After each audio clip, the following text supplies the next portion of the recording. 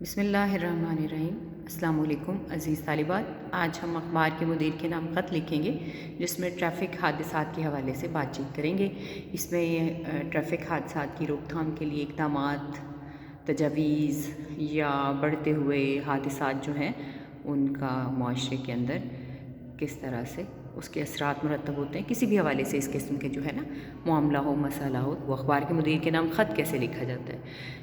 چونکہ یہ اخبار کے مدیر کے نام ہوتا ہے، اس میں حال احوال جو ہے وہ ہم نہیں دریافت کر سکتے۔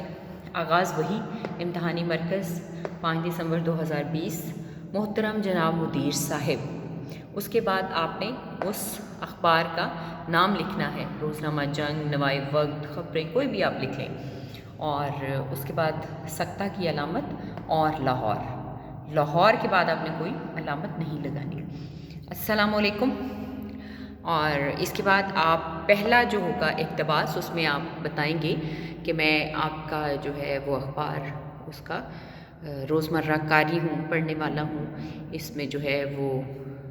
ملک میں بڑھتے ہوئے مسائل یا کوئی بھی ایسی جو ہیں حقائق کی جو ہے وہ صحیح عکاسی کی جاتی ہے، نشاندہی کی جاتی ہے، اسی وجہ سے جو ہے وہ میں اس کا مستقل کاری ہوں، اور آپ کے اخبار کی توسط سے میں آپ کی جو ہے وہ توجہ اس مسئلے کی طرف کروانا چاہتا ہوں جو معاشرے کے اندر روزمرہ جو ہے حادثات کس وجہ سے ہوتے ہیں، وہ پھر آپ ٹریفک کے حوالے سے جو ہے وہ بات چیت کریں گے۔ اور پہلے اقتباس کے بعد آپ اس کے اندر کوئی حوالہ بھی دے سکتے ہیں، ٹھیک ہے؟ یعنی بڑھتے ہوئے جو ٹریفک کے حادثات ہیں وہ کس طرح سے معاشرے پہ اثر انداز ہوتے ہیں، اور کوئی بھی شعر، کوئی بھی اس کے حوالے سے جو ہے وہ تیزی کے حوالے سے، چونکہ سب سے اہم عنصر یہی ہوتا ہے کہ ہر ایک کو جو ہے وہ اپنی منزل پہ پہنچنے کی بہت جلدی ہوتی ہے، تو اسی حوالے سے بھی آپ کوئی بھی کہاوت، حدیث، آیت وغیرہ بھی لکھ سکتے ہیں۔ اس کے علاوہ جی آگے ٹریفک کے حوالے سے بھی آ سکتا ہے، حادثات کے حوالے سے بھی آ سکتے ہیں، اشعار آپ کے پاس ہیں، موجود ہیں۔ اس کے بعد آپ آخری جو ہے اس کے بعد اقتباس کو آپ جب ختم کریں گے تو اس میں آپ تجاویز دیں گے، اقدامات جو ہیں ان پر روشنی ڈالیں گے کہ اس طرح سے معاشرے کے اندر بڑھتے ہوئے حادثات کو ان کی روک تھام کیسے کی جا سکتی ہے۔ کوئی جو ہے اگر آپ کسی دیہی علاقے سے ہیں تو آپ بتائیں گے کہ وہاں پر ٹریفک